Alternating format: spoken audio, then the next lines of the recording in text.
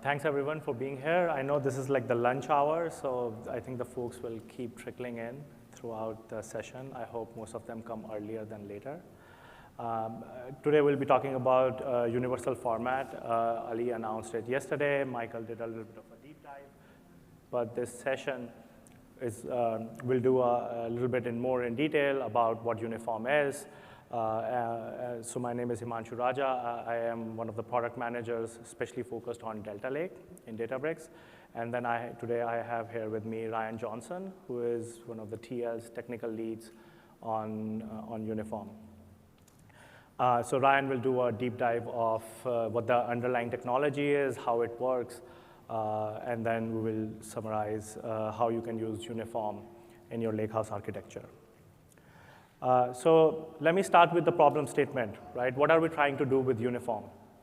Our goal is to help accelerate towards the open Lakehouse. And you know, Lakehouse, you've been in this conference for a couple of days, I'm sure in the past conferences as well. Lakehouse can mean a lot of things, but just to simply establish what we mean when we say a Lakehouse, there are three critical aspects of a Lakehouse that are really important when we say, hey, this is what you have when you build a Lakehouse. One is unified. So you should not have any data silos anymore. All engines, query engines are all looking at the same copy of the data. The second is scalable. As your data scales, as you start from small tables to large tables, from some queries to many, many queries, from some users to many, many users, you should not need to refactor your code, refactor your underlying systems, so scalable. And the third thing is open. And what open means in the context of the Lakehouse is that you should have the independence and the choice of the writers, the readers, whatever tool you want to use on the same data set. It should not be that, hey, only one tool can write to this table, and then all your other external readers or writers are blocked from reading those tables. So those are the three things: unified, scalable, and open. But then when you start building the open Lakehouse, you are suddenly faced with this dilemma. Hey, which table format should I choose? Should I go with Hudi? Should I go with Iceberg? Should I go with Delta Lake? And most of the customers we see, then they end up in this path of, hey, maybe I need to do comprehensive benchmarking. I need to have a checklist of all the features. And I think that's not the right way. You end up in this rabbit hole. So we think there is a better way forward. And that's why we are building into the Delta universal format. And the whole idea with universal format for Delta is you get all the advantages of the Iceberg and Hudi ecosystem when you choose Delta. So let me just do a little bit of a dive deep as to what exactly you get when you use uniform. So today you have these three formats: Hudi, Delta, Iceberg.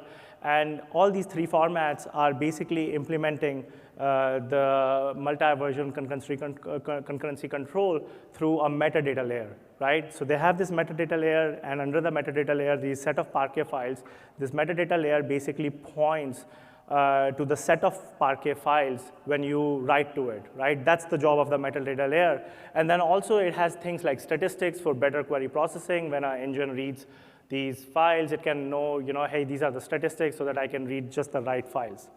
But the challenge with all these three formats is the ecosystem is pretty fragmented, right? So for example, Delta has support for Azure Synapse and Microsoft Fabric. Iceberg has support for Google BigQuery and Snowflake.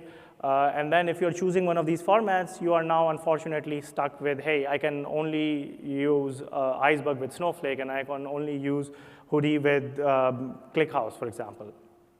So that's the idea with Delta Lake Uniform, that every time now, any Delta table that you have now can easily be read with any other tool that supports either the Iceberg ecosystem and in future the Hudi ecosystem as well. So every time we will write Delta metadata, we'll also write out the Iceberg metadata and in future the Hudi metadata. So let me just go through quickly what are the key points of the uniform experience. First is you can access the data as Hudi or Iceberg from any Hudi or Iceberg reader. Is only one copy of data. The data itself, there is a single copy of data, so you're not duplicating data across formats. It's a set and forget. You set it on table once, and then you don't have to do it again. It's completely automated. There is no additional cost, there is no SKU, no pricing that you have to pay, and it's open source. It's available in Delta 3.0 that we announced the preview today. And then in Databricks, if you're using Databricks for this, we have the Unity Catalog support. We are implementing the Iceberg REST API, which is what Iceberg's community's preferred way of reading Iceberg format is. We now have the Iceberg REST API implemented in Unity Catalog.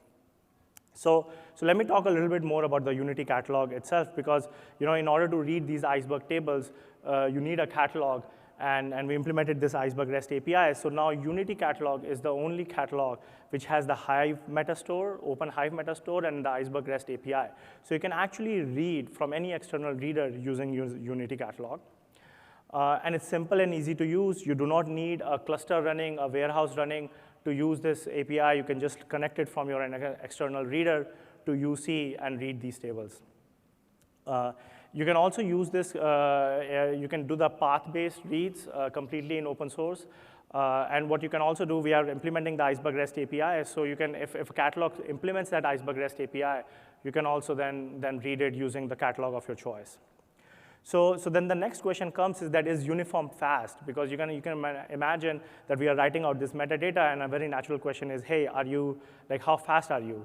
And in our testing, we saw that the cost of writing the metadata is actually very, very small. Data is big. Data is where most of the cost goes. But writing the metadata itself is actually pretty small. And then the operational overhead is less than the 5%. And then to give more details about this, I'll invite Ryan Johnson on stage to do a tech deep dive. Thanks, Ryan. All right. Thank you, Himanshu. So as Himanshu mentioned, the key observation that Uniform is based on is that at the end of the day, this is just a bunch of Parquet files. Right? You have Delta or you have Iceberg, and yes, they have their metadata layers, but under the hood, it's Parquet. And here I've got an example of, straight from the specifications of Delta and Iceberg, what that metadata looks like. Right? On the Delta side, you have checkpoints, you have JSON commit files. On the Iceberg side, you have manifests, but they all point to the same files. And if you dig deeper into the spec, the information that is being stored, yes, the file formats differ, but the key information that's stored is the same, right? You need to know the path of the Parquet file, where it lives. They both have that. If there's partitioning on the table, both formats are going to track that. Size of the table, number of records in the table, various statistics for min and max and null counts for data skipping. These are common to both of these formats. And so that makes it feasible to do a pretty much straight across transformation from one metadata to the other. Now, the other observation is that if you look at the workflow of writing to a Delta or an Iceberg table, they're very, very similar, right? You have a user, they have their client, they do, say, an insert into the table. Regardless of whether it's Delta or Iceberg, they're going to perform that write using, say, SQL or Spark Data Frame API. Once you get to the Delta or the Iceberg client, it's going to perform the writes to cloud storage, it's going to issue a commit, and it's going to notify the catalog that the commit has happened so that the catalog can serve that to the readers downstream. And again, the readers, they're going to go in, they're going to get the latest commit, and they're going to serve their queries off of that. And the observation is that a lot of this is in common and can be consolidated. In particular, the only real difference between the two is that Delta is a file-based protocol, and so its commits go straight to S3, and it notifies the catalog after the fact that a commit happened. Where Iceberg uses a catalog-based commit, and so the act of committing is a catalog call. Other than that, they're pretty much the same. And so we're going to unify this. Delta performs a write.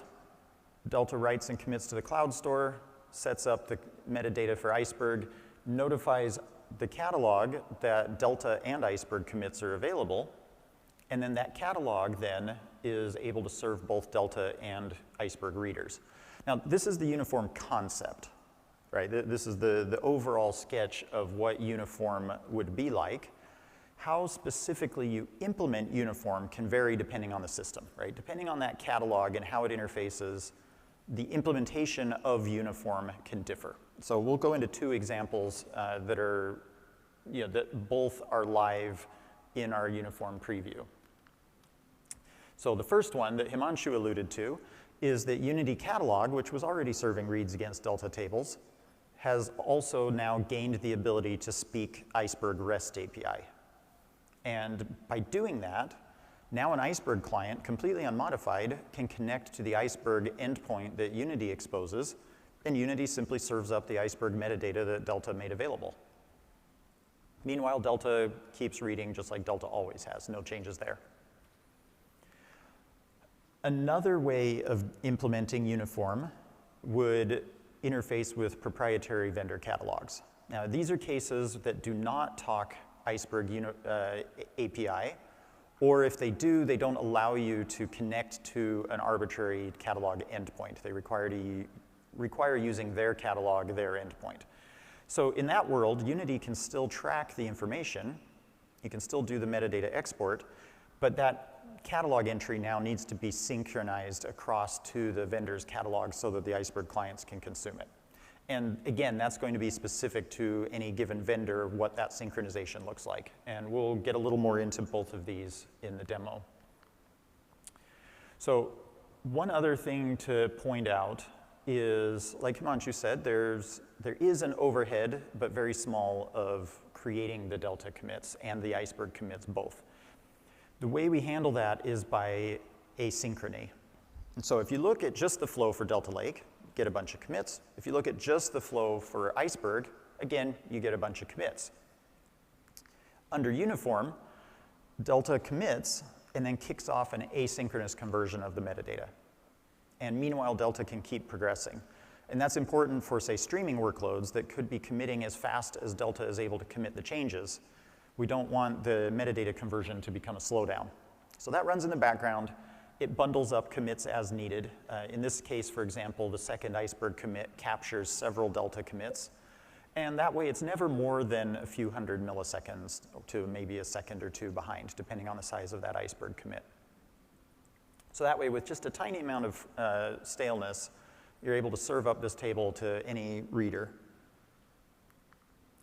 And to demonstrate just how easy this is, I'd like to do a demo. And network permitting, it will be a live demo where we will pretty much go through from scratch setting up uniform for both Trino and BigQuery.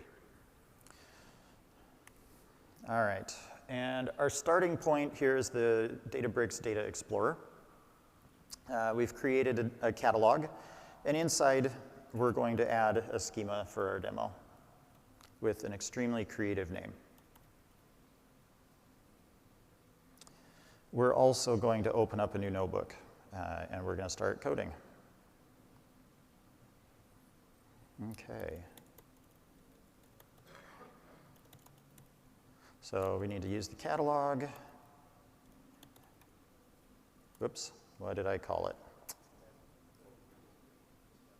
Yeah, it was just uniform.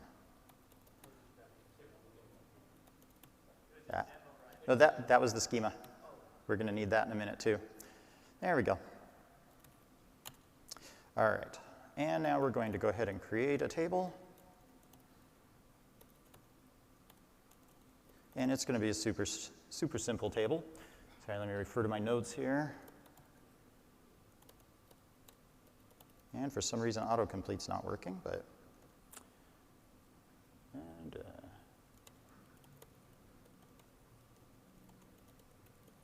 And the spelling. Universal format.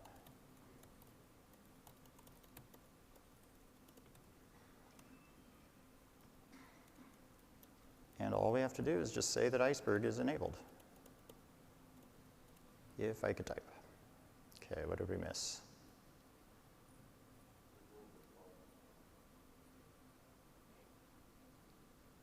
Oh, I'm writing Scala code in SQL. That doesn't work great. There we go. So we create our table, and we go ahead and insert.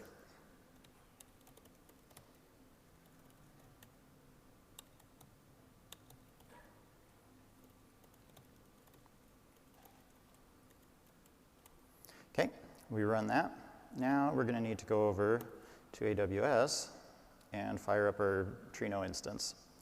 So we're going to go ahead and connect to our instance. It's just a standard one that has a Docker container running Trino.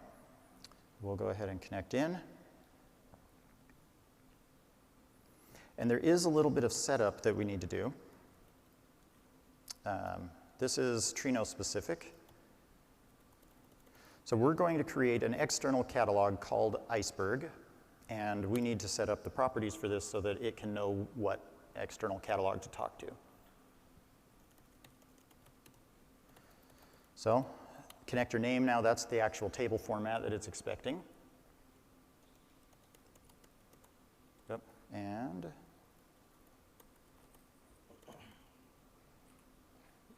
where did it go? Yep. We're telling it to use the REST API rather than file system API.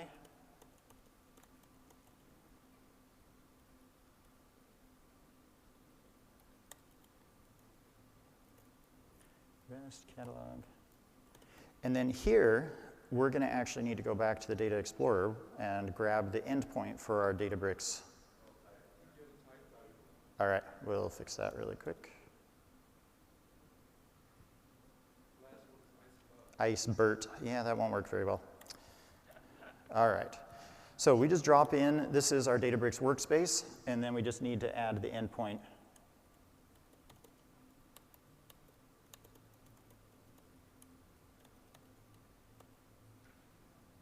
And that should cover it. And then we also need to set up the authentication. Let's see.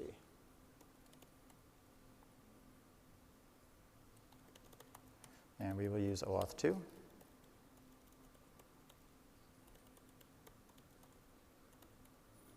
And security won't work very well.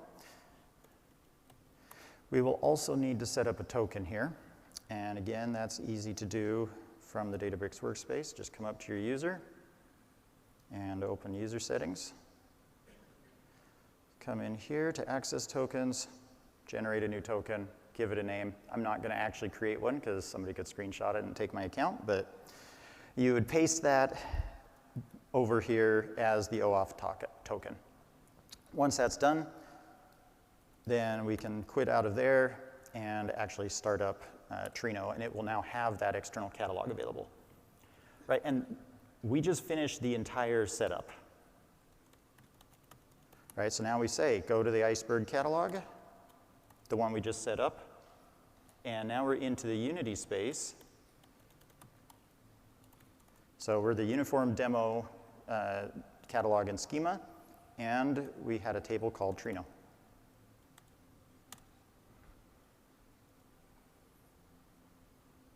And there it is. So,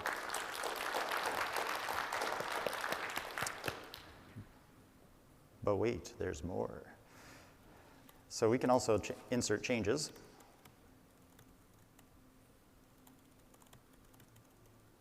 And we can run that. And we can go ahead and rerun the query. And there it is.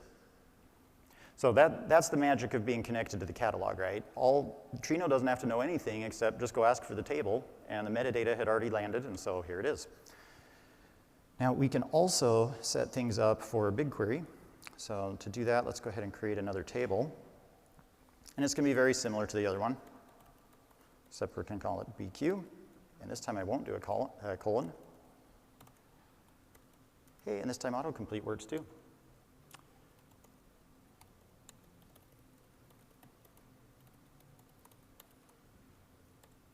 Yep. Again, we tell it it's Iceberg format. Go ahead and create our table.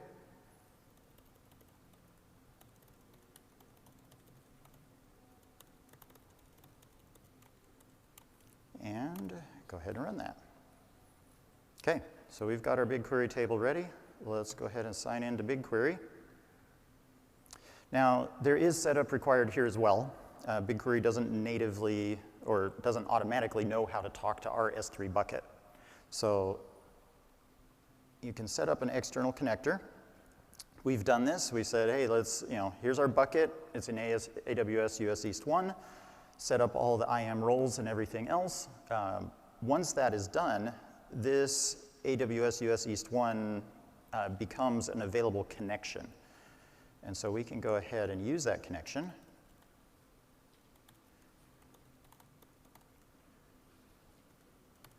All right, we're going to call that BigQuery. Make sure I'm typing this in right. Okay.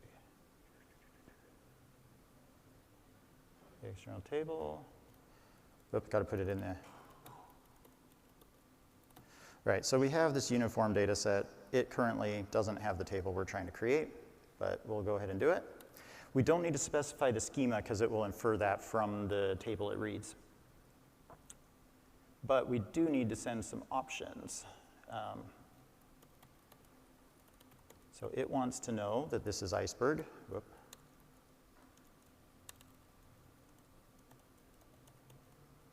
And it also wants to know how to, where the Iceberg metadata is. So BigQuery's external tables, you have to actually point it to a specific Iceberg commit. You can't just point it to the table directory and have it work. So we're going to do that right here. And you do that by supplying URIs. So in order for that to work, again, we'll need to come back to here. And we're going to go to the Data Explorer. We'll go ahead and navigate here to find the storage location that Unity has assigned our BigQuery table. All right, so we come into BigQuery, we go to Details, and down here right in the uniform info, we have the metadata location that's been exported. And you can see it's been exported once. This is version 1. So we go ahead and grab that storage location, and we plug it into BigQuery. And that should give us a working table. Okay. Whoop. I forgot to tell it to connect to the S3. Remember I mentioned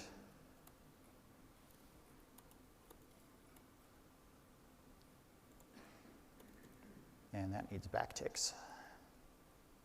Okay. That should work better.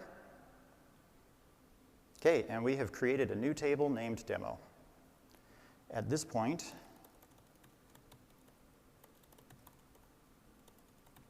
we can also go ahead and run. Okay, and there we are reading Delta from from BigQuery.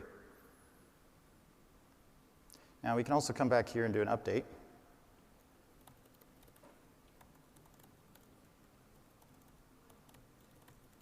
Same thing as before, we'll just insert another row. Go ahead and insert. Come back here, rerun the query. Now this time, it's not going to see the result. And that's because if you recall, we had to point the table to a specific Iceberg commit. It's still seeing the original commit. Even though a new one's available, it doesn't know about it. So we're going to have to go back over to the Data Explorer, reload it, and pick up that newer commit location. So we come back in, details, and here's the new commit with a different UID. And we can go ahead and refresh our BigQuery table. So we come in here, replace. Oop. Didn't know that was a keyboard shortcut. Okay. Just paste that in. And rerun the command. It will replace the table. There it goes. And now when we switch back to the other query and run it, it will see both lines. So the user journey of Uniform is going to depend strongly, again, like I said earlier, the catalog implementation on the Iceberg side strongly affects the user journey. Right? It can range from very, very simple to a little more complex. The kind of fun thing is with a proper catalog, right? Here coming back to Trino, we can also read the BigQuery table because it talked to the catalog. It knows it's there. No further setup needed, right? It can see your entire workspace just with that one initial setup. So that, again, that's part of the Iceberg ecosystem. That ranges depending on which vendor you're dealing with. That's the experience you get. Yeah, and then the last thing I wanted to show is we can dive into the actual S3 instances and look at that data. Now to do this, we need a little bit of looking up. Uniform, there we go. So we go in, we're here in Unity's bucket, Unity catalog, and we go into the tables. We're gonna need to grab our tables storage location, which is this UID right here. Oh, wrong one. All right, so we go ahead and grab that table. We go into the table and we can see there's 3 directories here. The Delta log directory is where Delta stores their metadata. You can see we've done 3 commits to Delta. First one created the table. Second one inserted our original hello world. Third commit inserted the second time. Then if we head back, there's also this metadata directory, which is the Iceberg specified metadata directory. And in there you can see the various files that Iceberg has created, including the 2 commits, which are right here, the metadata.json. And then finally, if you look inside the data directory, we have the actual data. Here's one file with the 1 row, and the other file with the other row. So tiny little Parquet files in this, right? They're less than a kilobyte. But it's 1 copy of the data. So if this were a petabyte scale table, you would still have 1 copy of the data. The export would be just as fast because we're not copying any of this data. And that leaves us with that efficiency that Himanshu was referring to originally, where your Lakehouse only needs to keep 1 copy of the data. So with that, our demo has wound up, and I will turn the time back to Himanshu. Awesome, thanks, Ryan. Yep. Yeah. Yeah, thank you. I do want to emphasize the point that Ryan was making. I think the catalog implementation is really, really important for Iceberg. So like with Trino, the open source connector, right, they implemented the REST API, so it's super easy to read any Iceberg table. BigQuery, they only have a path-based access right now. So it's going to be very interesting to see how these connectors evolve for the catalog, for the Iceberg catalog implementation, because that makes the critical user journey either really simple or a little bit wieldy because you have to copy the metadata. You can programmatically do this as well. So that's another option. So let me talk about, so Ryan talked about the write performance. We showed you why the write performance is actually pretty comparable. So let's talk about the read performance, right? What happens? Are these tables in any way different? The Delta uniform table, when you read it as Iceberg, is it any different in performance if you were reading, if it was natively written from an Iceberg engine versus the Delta uniform table that Iceberg reader can read? So we did a lot of testing. First, let me just talk about from theoretical perspective, there should not be any difference, right? Because at the end of the day, these are the Parquet files. And if we follow the Iceberg spec, which we did, we can actually write out the Iceberg table exactly in the same way that any native Iceberg writer can write out. And we did. In fact, we write it out so much more efficiently that even when you are reading these Iceberg, the Delta uniform table from any open source reader. So for example, in this case, we did benchmarking with open source Spark. So the latest version of Apache Spark, we wrote out an Iceberg table using Spark, and then we wrote out an Delta table, a Delta uniform table as an Iceberg table. And we actually saw a 30% performance improvement. Which was pretty amazing. It's just that we are writing out the Delta log and then the Iceberg log in a much more efficient way so that the readers are actually a lot more efficient. But the real magic comes in when you apply Delta's core optimizations that are available in open source to these tables. So with Delta Z-order has been available for quite some time.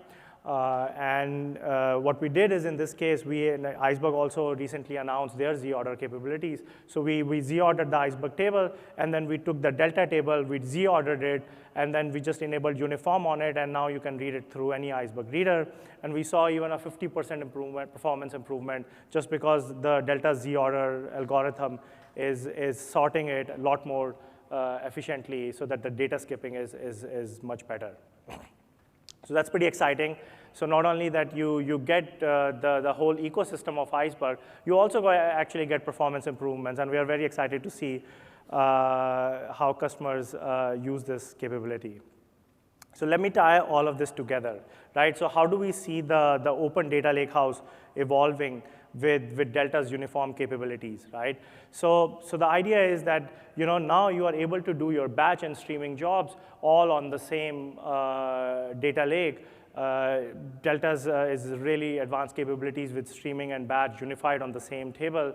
So you're building your data lake on Delta. You're running your data engineering and AI and ML workloads. But now when you enable uniform, suddenly you have the entire ecosystem of Iceberg and Hudi enabled on these Delta tables.